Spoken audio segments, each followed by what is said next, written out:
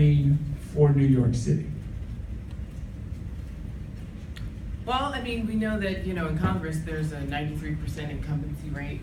I think that we need to look at the really abysmal numbers of turnout, right? I think nowadays, if you have your base, one is sort of candidate selection. We know that women and people of color are getting cut off at sort of like party levels, right? So they're not even getting into the pipeline.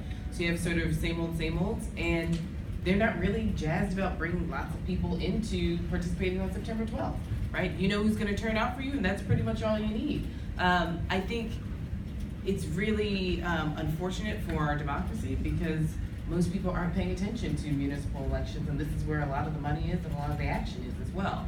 I think 2021, yes, will be a little bit more exciting because at the top of the ticket will be a contentious mayoral primary and possibly even a mayoral general if, you know, things sort of go de Blasio's way. But I think it says more about building a pipeline for people to actually get in on the primary system and getting rid of kind of this laissez-faire of, you know, the same old people are going to get in, we have our base, and that's who we cater to. Yeah, absolutely. I mean, and that is a huge issue. I mean, it's especially even among, you know, naturalized immigrants as well. You know, the voter turnout rates are actually very, very low, and that's definitely a huge issue. But at the same time, we can't forget the fact that our elected officials, I mean, very often they're called our leaders, but very often they're followers. They follow us. They follow public opinion. They follow the tenor of the public discourse. And all of us in this room are part of that. That's right. So we are the ones who can hold the elected officials accountable for what they say they're going to do and what they ought to be doing. And to make sure that we put what they're saying into a context that really shows whether it's a nuanced policy that they're putting forward or if it's not. And so really our work is more critical than ever. Even, I mean, it's like no matter how, you know, voter turnout turns out, even if everybody, you know, if basically the slate does not change by the end of this year, we have to make sure that we're keeping those people accountable. That work does not change. Absolutely. The thing about Rikers, I guess, is a perfect example. Right, exactly right. Yeah, everyone said, Rikers, like how it's on the table. Exactly. No, I think when I read that thing by Juan Gonzalez, and I'm very skeptical, I was like, yeah, it's a good point. It actually turned me towards it de Blasio, and I'm a very skeptical reporter, but I thought the rent freeze, more than anything else, probably saved a lot of people money. I used to be in rent control department, and so. But that being said, I think that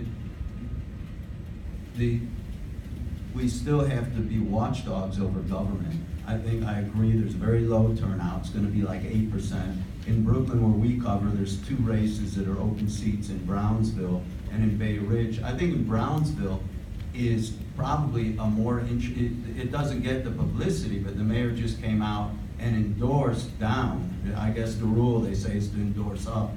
But he endorsed down Alika Samuel, and he's also coming out with a Brownsville plan. And there's an issue there, like East New York, is this mandatory inclusionary housing actually further gentrifying these neighborhoods and not keeping these communities of color intact. So there's a question when he endorsed Alika, the other people are saying, is this a rubber stamp? Does that mean he's gonna put all the homeless shelters in Brownsville and Crown Heights, which he's been doing? So, you know, there is some nuanced things and fights within the progressives that we have to look at. And I really look at Brownsville a lot, because Brownsville, a lot of journalists, they do like at times like a parachute journalism thing or a daily news. They'll drop in, do one story and leave. But I think that there should be more coverage in neighborhoods like that.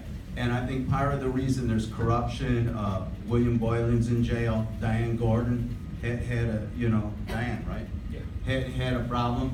And here you got an open race, you have the mayor doing this Brownsville plan, you have East New York, mandatory inclusionary housing, and there's a real concern among the longtime black people that have lived there, that are mainly African American, that maybe the mayor endorsing one candidate could be like a rubber stamp.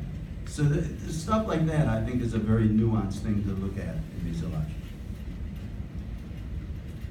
So, I mean, I think elections are a time when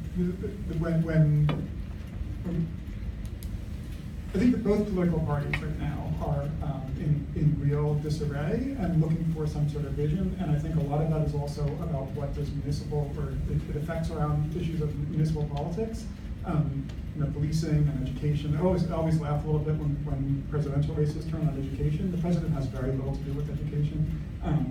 I think some fundamental questions about how our society is going to be around the country and in New York City, of course, especially. And I feel like, it doesn't seem to me like we've done as much as could happen with this race to really push the candidates, and I think especially the mayor, around those fundamental questions. What is your philosophy of policing, and how are you going to make that happen? What is your philosophy of education, and how are you going to make that happen? What are you really doing around affordable housing is probably one of the areas where there's been more coverage, and still, it's kind of lost about what exactly has he done, the Gonzalez number, and also what did he promise that hasn't happened? How do we think in a city like New York? Yeah, I just want to add real quick, I'm sorry about this, but another endorsement I found was very funny. It was the mayor endorsed Matthew Eugene in East Flatbush. Matthew Eugene, if you look at his record, that was, for the mayor to come out and endorse him, and people in East Flatbush are like, he's not really around that much. I mean, there's a real issue. Is he accountable to the voters? And I thought some of the mayor's endorsements in Brooklyn were questionable. So I just prod you, I guess, a little bit to say, I think it may not look like a very competitive race, but I think there's no politician I've ever known to not be worried about the election. Nobody ever thinks they're just going to cruise to victory. And every politician I've ever known who is thinking about the next step after that. So, I think it's actually, elections are a good opportunity to get them to talk about some of those bigger questions and hopefully articulate a little bit more for all of us.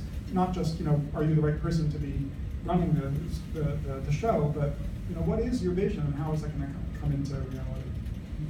Okay, that brings us to the end of our time. Thank you guys so much for all of your insight. Well, this was streamed and recorded. It'll be, I said this was recorded. It'll be posted so you can share with other folks. And I want to thank you all and wish everybody the best of luck with whatever it is you're planning to do for Tuesday.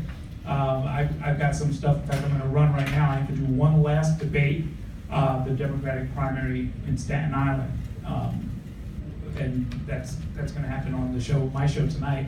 And otherwise, we will see you in the papers and see you at the next event. Thanks a whole lot.